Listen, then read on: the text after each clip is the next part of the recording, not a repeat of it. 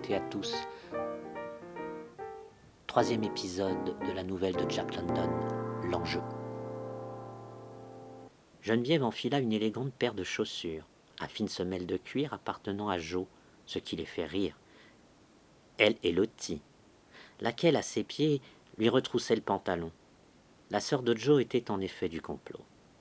Elle s'était arrangée pour se débarrasser de sa mère en l'envoyant, sous un prétexte inventé, rendre visite à des voisins. Les deux jeunes femmes descendirent à la cuisine, où Jo les attendait. Il s'avança à la rencontre de Geneviève avec un visage rayonnant dont l'éclat proclamait l'amour. « Ah, maintenant, remonte-moi un peu ces jupes, ordonna-t-il à Lottie. Et égrouille-toi un peu. Voilà, ça ira comme ça. Tu comprends, on n'a besoin de voir que le bas de la jambe du pantalon, que le reste soit caché par le manteau. Voyons, voir un peu comment il lui va. Ah, c'est Chris qui me l'a passé. Ah, c'est la crème des braves types, un petit bonhomme. Ah, ça, par exemple, poursuivit-il en aidant Geneviève à enfiler un par-dessus qui lui tombait aux chevilles et lui allait comme un vêtement fait sur mesure doit aller à la personne pour laquelle il a été coupé. Joe lui posa une casquette sur la tête et releva le col, lequel se révéla ample à souhait, et même un peu trop.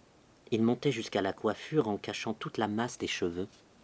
Quand il le boutonna par devant, il put se servir des pointes pour lui recouvrir les joues, tandis que bouche et menton restaient enfouis dans ses profondeurs, si bien que même de près on ne pouvait discerner que des yeux noyés d'ombre et un nez qui l'était à peine un peu moins.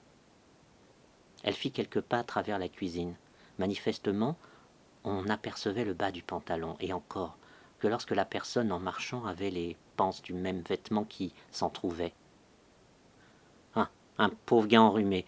Ah, que ça peur de tomber plus malade encore. Ça gaze, fit en riant le garçon, qui n'était pas peu fier de son œuvre. Combien t'as sur toi? Je suis à 10 contre 6. Tu veux jouer la cote basse? Qui a la cote basse demanda-t-elle. Oh, cette question. Mais Ponta, voyons, lâcha Lottie, vexée, comme s'il pouvait y avoir le moindre doute. Ah oui, bien sûr, répondit Geneviève doucement. Vous savez, je ne connais pas grand-chose à tout ça. Cette fois, Lottie se tint coite, mais de toute évidence, c'était une injure de plus. Jo, après un coup d'œil sur sa montre, annonça qu'il était temps d'y aller. Sa sœur lui passa les bras autour du cou et lui déposa un gros baiser sonore sur les lèvres.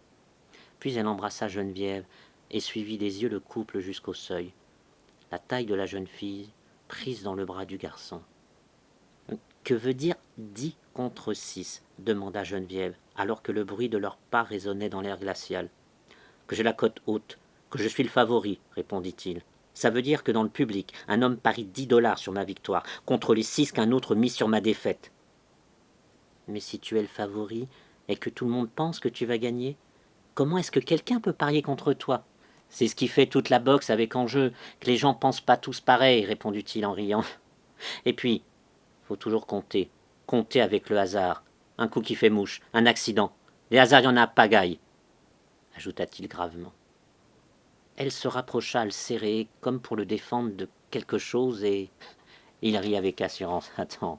Attends, et tu vas voir. Et n'aie pas peur au début. Les premiers rounds, ça va chauffer. C'est la race, c'est la spécialité de Ponta. C'est une brute qui tente tous les coups qu'il a en réserve. Un tourbillon qui n'attend pas longtemps pour abattre son homme. Il en a envoyé comme ça plusieurs au tapis. Des plus forts et plus intelligents que lui. Mon problème, c'est de tenir bon. Voilà tout. Alors, il sera à point. Alors, j'irai le chercher. Tu n'auras qu'à regarder. Ah, tu sauras quand je vais le chercher. Et j'en ferai qu'une bouchée, moi aussi. Ils arrivaient à une grande salle, bâtie à un coin de rue, qui s'affichait comme club de culture physique, mais qui était en réalité une institution ayant pour but d'organiser des combats de boxe dans le cadre strict de la légalité. Joe lâcha Geneviève, et pour gagner l'entrée, ils marchèrent simplement côte à côte. En toutes circonstances, garde les mains dans les poches, la prévint Joe, et tout ira bien. C'est affaire d'une minute. Et se tournant vers le portier en discussion avec un policier, il est avec moi. Les deux hommes le saluèrent familièrement, ne prêtant aucune attention à son compagnon. Ils n'ont pas bronché. Tout le monde y verra que du feu, lui assura Joe dans l'escalier qui les menait au 2e étage. Et si jamais ils s'en rendaient compte, ils ne sauraient pas à qui ils ont affaire, et ils écraseraient le cou pour me faire plaisir. Allez, viens par ici.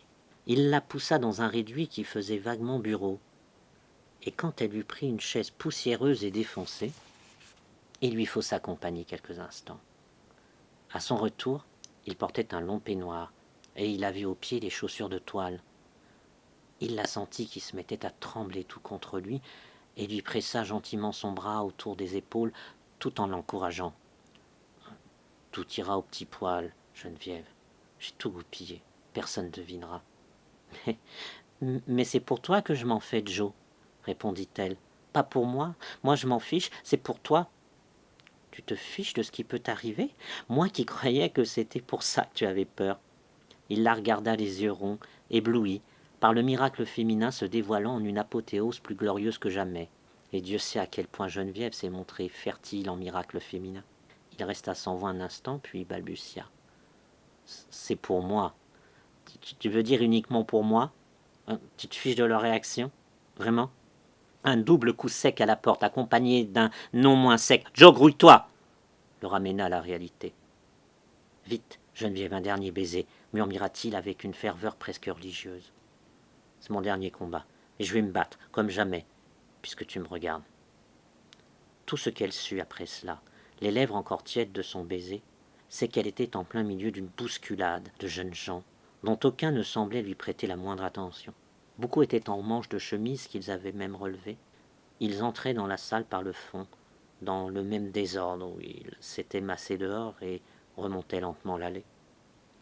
La salle était bondée, chichement éclairée, très proche d'une grange par les proportions, où tout dans l'air enfumé prenait un aspect bizarre.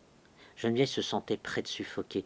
C'était un indescriptible tintamarre où l'on entendait des garçons de salle proposant à grands cris programmes et rafraîchissements sur fond de brouhaha aux graves résonances de voix d'hommes.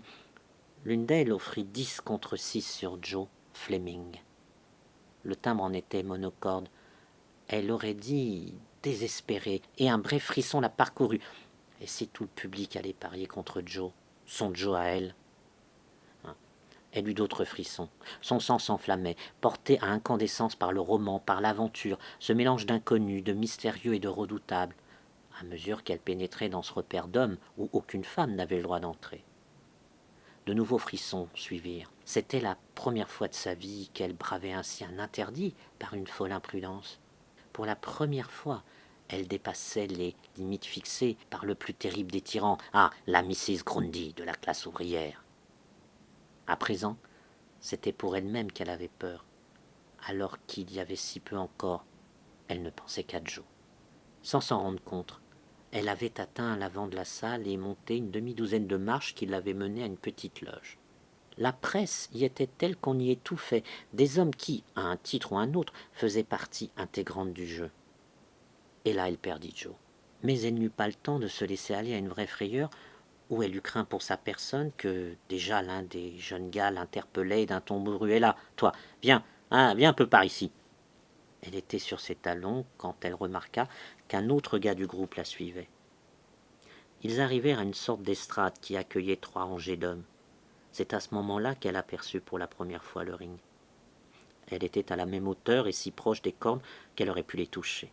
Elle en remarqua le sol recouvert de toiles rembourrées. Au-delà, sur les côtés, elle pouvait voir comme à travers un brouillard la salle archi-pleine. La loge qu'elle venait de quitter se trouvait dans un coin du ring. Trottinant derrière son guide à travers les rangées d'hommes assis, elle traversa tout le devant de la salle pour se retrouver dans une loge similaire, de l'autre côté du ring.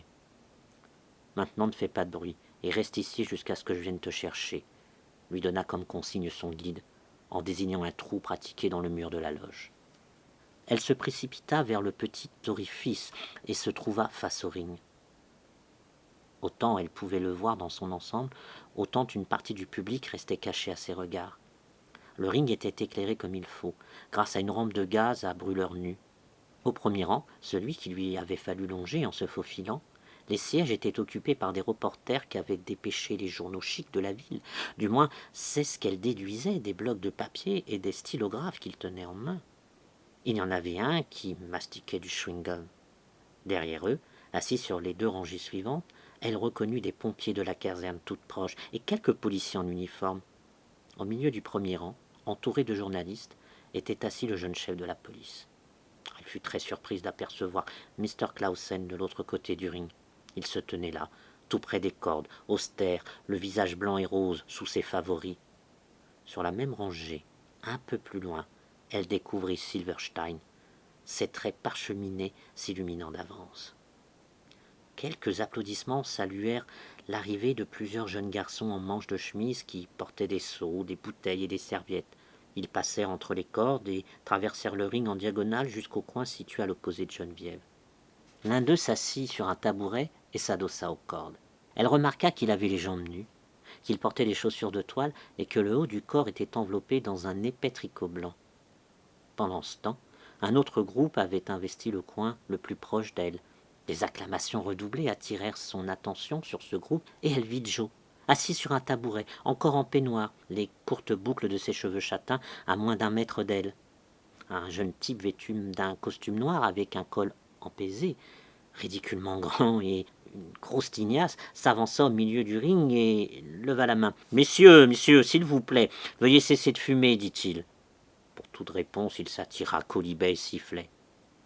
À l'indignation de Geneviève, son invite ne fut suivi d'aucun effet. Mr. Clausen, qui pendant l'annonce tenait déjà entre ses doigts l'allumette qu'il avait craquée, alluma son cigare le plus tranquillement du monde. Oh, ce qu'elle pouvait le détester de se comporter ainsi. Comment son Joe allait-il combattre dans une telle atmosphère? Elle-même, qui n'avait pourtant qu'à rester sans bouger sur son siège, avait déjà du mal à respirer. L'homme qui avait parlé s'approcha de Joe. Joe se mit debout. Il se débarrassa de son peignoir et gagna le centre du ring, n'ayant sur lui que ses chaussures de toile et un court short blanc. Geneviève baissa les yeux. Elle était seule dans son coin, sans personne pour la voir, et pourtant la honte, à la vue de la belle nudité de son amoureux, lui empourpra le visage. Malgré tout, ses regards se posèrent de nouveau sur lui, non sans lui imprimer les remords de se sentir transporté à contempler ce qu'on ne contemple pas sans péché, comme elle ne l'ignorait pas. Ce n'était pas possible autrement. Ces mouvements désordonnés au-dedans d'elle-même, ce mouvement général de son être qui la lançait vers lui, c'était le péché. Mais quel péché délicieux! Et elle ne se refusa pas le spectacle. Et zut pour Mrs. Grundy! La païenne en elle, le péché originel, la nature entière la poussait de toute leur force. C'était, la traversant, le bruissement confus des mers venues de la nuit des temps et la clameur des enfants à naître. Mais à son insu, tout ce qu'elle savait, c'est que c'était un péché. Et elle releva la tête, fièrement, insouciante, résolue, dans un mouvement de solennel défi, à s'adonner sans réserve à ce péché. Elle n'avait jamais rêvé au corps sous les vêtements. Le corps au-delà des mains et du visage n'occupait aucune place dans ses pensées. Étant un enfant de la civilisation textile, elle tenait le textile pour le tout du corps. Elle voyait les hommes comme des bipèdes vêtus de textile, avec un visage, des mains et des cheveux sur le crâne. Quand elle pensait à Joe, le Joe qu'elle se représentait était un Joe habillé. Des joues de jeune fille, des yeux bleus et des cheveux bouclés, mais toujours vêtu. Et voilà qu'il se tenait là, quasiment nu, image divine, dans un torrent blanc de lumière. Elle ne s'était jamais figuré le corps de Dieu que dans une nudité cachée par des nuées, et elle s'effrayait de procéder mentalement à cette association. Elle trouvait que son péché relevait du sacrilège ou du blasphème. Son sens esthétique nourri de chromos débordait la formation qu'elle avait reçue, et il lui disait que là se trouvait beauté et prodige. Elle avait toujours aimé l'aspect physique de Joe, mais c'était à sa mise qu'elle imputait ce ravissement, lui qui s'habillait de façon si soignée, si distinguée. Ce qui se cachait par-dessous ne l'avait pas le moins du monde travaillé. Elle était éblouie. Il avait la peau aussi claire que celle d'une femme, bien plus satinée même, et aucun duvet n'en altérait l'éclat blanc. Cela, elle le remarquait bien, mais tout le reste, la perfection de la silhouette, la force, la musculature, lui procuraient du plaisir sans qu'elle sût pourquoi. Il en émanait grâce et propreté. Son visage ressemblait à un camée, et ses lèvres, entr'ouvertes par un sourire, lui donnaient l'air d'un enfant. Il souriait au public, quand le présentateur, plaçant une main sur son épaule, cria « Joe Fleming, la fierté de West Auckland !» Ce fut un tonnerre d'ovations et d'applaudissements, et d'affectueux « Ouais, Joe, bravo, Joe !» fusaient de toutes parts. C'étaient des hommes qui ne cessaient de l'encourager à tue-tête. Joe regagna son coin. Jamais il n'avait moins ressemblé à un boxeur qu'à cet instant-là. Les yeux étaient trop doux. Ils étaient dénués de toute lueur fauve, comme du reste l'ensemble du visage. Et pour son corps, quoi qu'on pût dire de sa blancheur et de sa douceur, on n'en retenait que l'aspect fragile. De même qu'on trouvait les traits trop enfantins, trop doux, trop intelligents. Geneviève, avec son œil de profane, ne tenait pas compte de la largeur de la poitrine, de la dimension des narines, de la puissance des poumons, des muscles jouant sous leur écrin satiné, autant d'autres énergies où se terrait une chimie vouée à détruire. Elle ne voyait que la porcelaine de Saxe qu'il convient de manipuler avec douceur et précaution, sous peine de la briser en 1000 morceaux au premier contact trop brutal. John Ponta, à qui 2 de ses seconds, à force de se démener, avait ôté son tricot blanc, vint se placer au centre du ring. En le regardant, Geneviève fut terrifiée. Là, oui, elle voyait le vrai boxeur. Un animal au front bas, aux yeux de fouine, sous des sourcils broussailleux et tombants, au nez pâté, aux lèvres épaisses et à la bouche menaçante. Ah, il avait les mâchoires carrées, un coup de taureau, et sous l'empire de la frayeur, Geneviève compara ses cheveux courts et raides à des soies drues de sanglier. Elle pouvait contempler la grossièreté et la brutalité incarnée, une créature sauvage venue du fond des temps, mauvaise. Sa poitrine était large, il avait des jambes épaisses, de gros muscles, mais sans galbe. Il était noueux, comme l'était toute sa personne où l'excès de robustesse ne laissait nulle place à la beauté. John Ponta, du club athlétique de West Bay, annonça le présentateur. Des acclamations nettement moins nourries le saluèrent. À l'évidence, c'était à Joe qu'allait la sympathique du public. « Vas-y, Ponta, bouffe-le, bouffe-le » cria une voix dans une accalmie. Ce cri fut accueilli par des hurlements de mépris et par des quolibets. L'intéressé n'apprécia pas, et sa bouche menaçante se tordit dans un rictus avec un grondement féroce tandis qu'il regagnait son coin.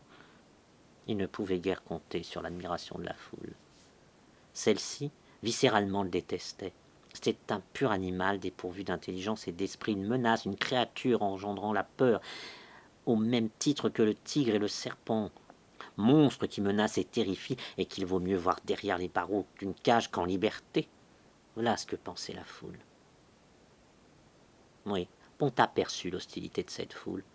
On aurait dit la proie que guette le cercle de ses prédateurs, et il se tourna vers les spectateurs, sur lesquels il promena des yeux incendiaires.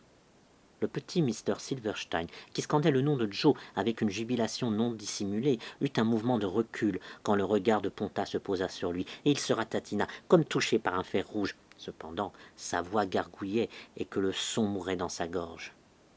Geneviève ne perdit rien de la scène, et alors que les yeux de Ponta parcouraient lentement le cercle hostile, ils rencontrèrent les siens. À son tour, elle se recroquevilla et recula. L'instant d'après, le terrible regard l'avait quitté pour se poser et se concentrer longuement sur Joe. La rage monta en lui, sembla-t-il à Geneviève. Joe, s'il soutenait l'assaut de ses 12 yeux de petit garçon, n'en affichait pas moins une mine plus grave.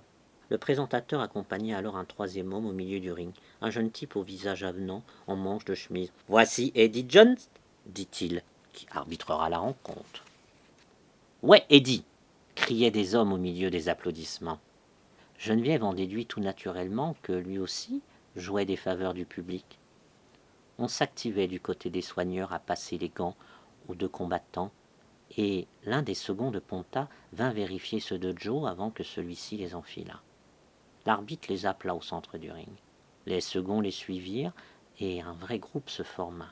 Joe et Ponta se faisant face, de part et d'autre de l'arbitre, les soigneurs se tenant par les épaules, tête en avant. L'arbitre parlait et tous écoutaient attentivement. Le groupe se disloqua. Le présentateur s'avança de nouveau sur le devant du ring. « Joe Fleming combat à 128 livres, dit-il. John Ponta à 140. Et ils vont se battre aussi longtemps qu'une main sera valide et ne devront plus toucher à l'adversaire en cas de séparation par l'arbitre. Il est rappelé aux spectateurs qu'il y a toujours un vainqueur de désigné. Il n'y a jamais de match nul dans ce club. » Il se glissa entre les cordes et se laissa tomber du ring dans la salle. Il se fit un remue-ménage quand les seconds franchirent les cordes en remportant les tabourets et les seaux. Il ne restait plus sur le ring que les deux boxeurs et l'arbitre. Un gong retentit. Les deux combattants avancèrent rapidement au centre. Leurs bras droits se tendirent et en une fraction de seconde se touchèrent dans une poignée de main de pure forme. Aussi Ponta se mit à frapper sauvagement du gauche et du droit, coup que Joe esquiva par un bond en arrière. Comme un projectile, Ponta se rua sur lui. Le combat battait son plein. Geneviève, une main crispée sur la poitrine, observait. Elle était stupéfaite de la rapidité et la sauvagerie de l'offensive de Ponta et de la grêle de coups qu'il faisait pleuvoir. Elle avait l'impression très nette que Joe allait être démoli. Parfois, elle ne pouvait même pas voir son visage, masqué qu'il était par les ganses volant dans tous sens. Les bruits, en revanche, lui parvenaient distinctement, et chacun déclenchait un haut de cœur qui naissait au fond de son estomac. Elle ne savait pas que ce qu'elle entendait n'était que l'impact des gants s'entrechoquant, parfois d'un gant atteignant une épaule sans qu'aucun dommage s'ensuivît. Elle se rendit soudain compte que le combat prenait une nouvelle tournure. Les deux hommes s'étaient empoignés dans une étreinte tendue et plus aucun coup n'était porté. Elle reconnut ce que Joe lui avait décrit comme le corps à corps. Ponta se débattait pour se libérer. Quant à Joe, il tenait bon. L'arbitre cria « Dégagez !» Joe fit un effort pour s'écarter, mais Ponta avait une main de libre et Joe se précipita dans un second corps à corps afin d'éviter le coup. Cette fois, elle remarqua que la paume de son gant était écrasée contre la bouche et le menton de Ponta. Et au second dégagé de l'arbitre, Joe repoussa la tête de son adversaire et se libéra. L'espace de quelques secondes, Geneviève put voir à plein son amoureux. Pied gauche en avant, genou légèrement fléchi, et il était ramassé sur lui-même, la tête rentrée dans les épaules pour mieux se protéger. Il était en garde, les poings devant lui, prêt à parer, comme à rendre les coups. Son corps était si tendu qu'à chaque mouvement qu'il faisait, elle apercevait les contractions de ses muscles qui, telles de vivantes créatures, rampaient et roulaient sous sa peau laiteuse. De nouveau Ponta fut sur lui, et Joe se débattit comme un beau diable. Il se ramassa un peu plus, en un bloc plus compact, se protégeant encore mieux de ses mains, de ses coudes, de ses avant-bras. L'autre le battait comme plâtre, et il semblait à Geneviève qu'il était à la torture. Les coups s'abattaient sur ses gants et sur ses épaules, lui imprimant un mouvement de va-et-vient où il avait tout d'un arbre malmené par la tempête, ce qui rendait le public fou de joie. Il lui fallut attendre de déchiffrer ses encouragements, de voir un Silverstein à demi levé de son siège, enthousiaste, voire possédé, d'entendre monter de centaines de poitrines le cri « Vas-y, Joe !» pour découvrir le fin mot. Loin d'être la victime, il s'en tirait plutôt à bon compte. D'ailleurs, avant d'être repris dans les raies de la férocité de son typhon d'adversaire, il connaissait des moments où il émergeait. À bientôt pour un nouvel épisode de Lecture en Crous.